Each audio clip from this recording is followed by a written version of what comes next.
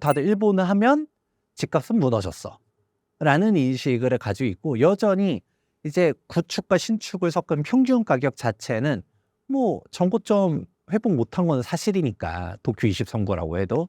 그렇다 보니까 사람들이 자꾸 그렇게 보지만, 지금 사실상 우리가 도쿄 중심지에 있는 신축 가격들을 보게 되면 어마어마하게 날아가고 있고, 여기서도 여러분들이 이제 알아볼 수 있는 것이 뭐였냐, 양질의 주택에 대한 수요는 언제나 있다라는 것이죠. 그러니까 그렇게 무너졌다라고 하지만, 사실 우리가 일본에서 한번 잘 살펴보게 되면 진짜 지방은 완전 박살나고 있습니다. 그러니까 우리가 일본처럼 된다라고 했었을 때, 저는 일단은 대한민국과 일본은 좀 다르다라고 생각은 하긴 해요. 그런데 실제로 일본과 비교를 많이 하기도 하고, 오늘 첫 영상의 주제도 인구 감소하면 일본처럼 되나요?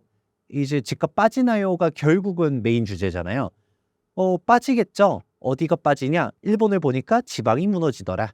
근데 지방에서도 우리 거점 도시들이 있거든요. 이제 도쿄, 오사카, 나고야 뭐 이런 식으로 갔다가, 아니면 관광지로 유명한 곳들, 이런 데들은 이제 땅값도 그렇고 이제 집값도 그렇고, 그래도 물론 아까 말한 그 버블 경제 이전까지라고는 할 수 없어도 그래도 꾸준히 잘 버티고 계속 회복세로 있지만, 근데 다른 지방들 많이 들어봤을 거잖아요. 빈집이 넘쳐난다, 영인주택이 있다, 오히려 뭐 상속을 주려고 해도 아우 이거 뭐 빈집세가 있다라고 하고, 철거하는 비용도 있고 하니까 아우 그냥 상속을 안 받아버릴래요, 포기한다라고 하고, 그런 상황들이 우리가 계속적으로 언론을 통해 접하지만 실질적으로는 좋은 집들은 없다더라. 그래서 도쿄에도 빈집이 있어요 라는 얘기를 하면, 도쿄 23구가 아니라 막 도쿄도, 우리도 경기도만 본다 하더라도 좀만 교외로 벗어났을 때 시골 같은 동네들이 있거든요.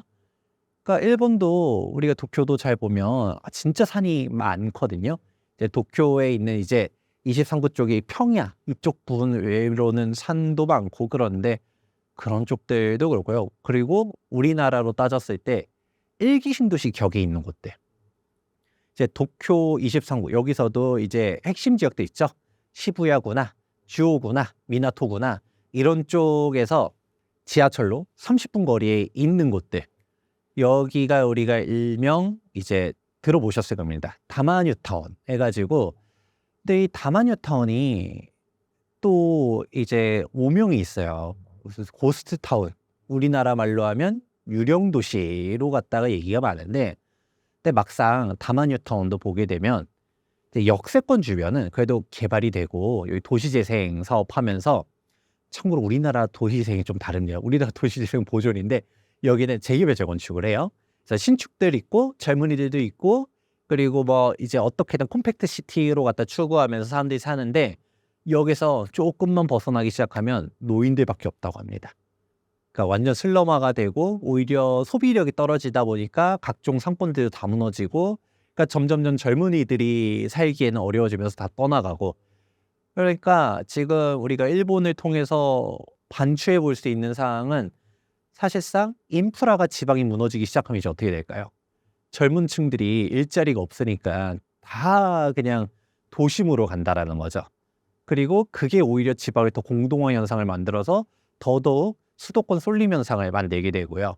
그리고 수도권이라고 한다 하더라도, 우리나라 같은 경우는 지금 경기도권역은 인구가 정말 많잖아요. 근데 일본에서 도쿄도, 도쿄 23구가 아닌 도쿄도를 한번 봤었을 때도 여기도 지금 황폐화되고 있다더라. 왜냐하면 대한민국의 일기 신도시가 조성된 게 90년도거든요. 1990년도인데 일본이 딱 우리나라보다 20년 빠르다는 얘기들 많이 하잖아요. 실제로 다마뉴타운이 조성된 게 1970년도입니다.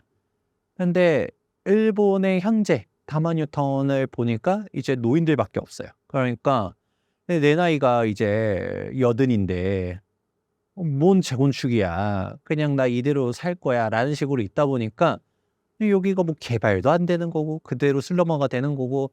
그래서 더더욱 저도 이제 재개발 재건축 전문가로서 일기 신도시 지금 특별법, 정확하게 노후계획도시 특별법이죠.